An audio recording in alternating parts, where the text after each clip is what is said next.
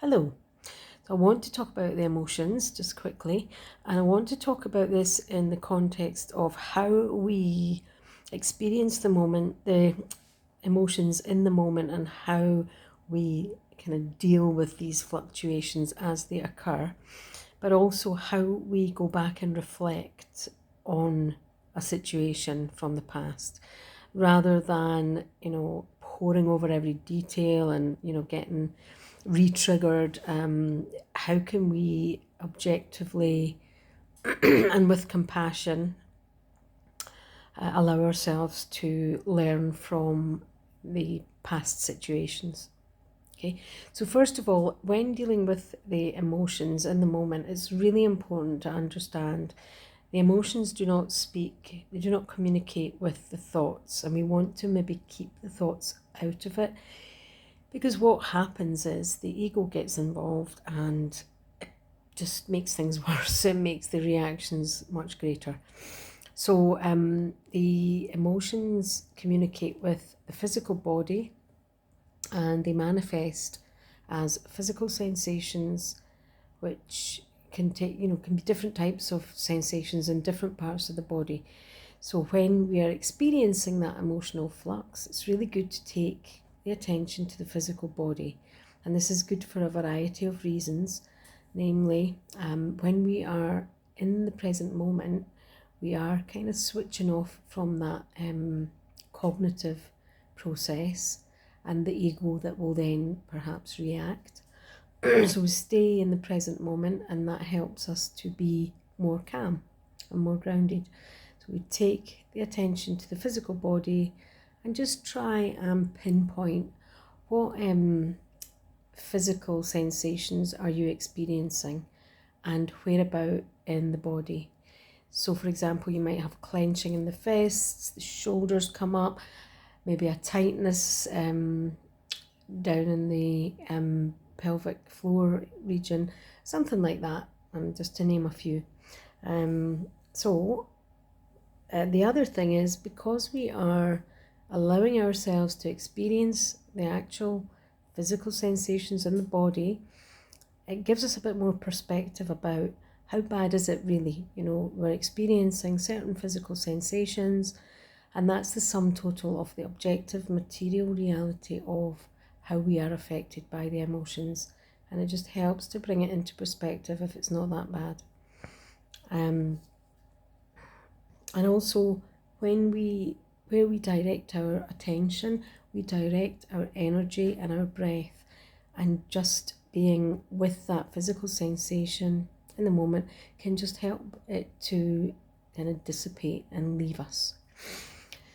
And next, when we are reflecting, looking back over situation, we want to maybe, as I said, do this objectively and do it with compassion, and just consider the triggers and the responses. So what triggered you, and think about whether that was a proportionate or a disproportionate situation to react to. If it's disproportionate, then that's an indication that what you're actually being triggered by is something that's far more deep rooted, that maybe goes back. And it may just be that you're being reminded of a situation from earlier in your development.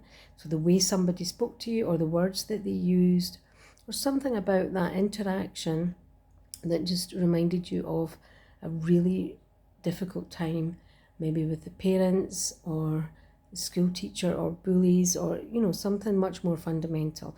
And that just helps us to get clarity that we actually have something unresolved that's much deeper that we need to maybe, or may wish to address. And next, what kind of response? And that will help you to get clarity on where you are in the spectrum of responses in the overall stress response. So if you've become really angry or wanted to take action, that could indicate that you're in the fight response. If you felt like you wanted to run away and not confront the issue, that's an indication you're in the flight mode. You might go into a freeze response where you feel so overwhelmed, you just clam up. Your body may actually become cold in places in temperature, and that can link to dissociation. So you might feel that you're kind of almost going up in your head, closing your eyes, feeling a bit lightheaded, or your eyes are just kind of going up everywhere. That's an indication that you're in that kind of freeze response. There's other responses. You might start fawning over somebody, paying loads of compliments and wondering what was that about.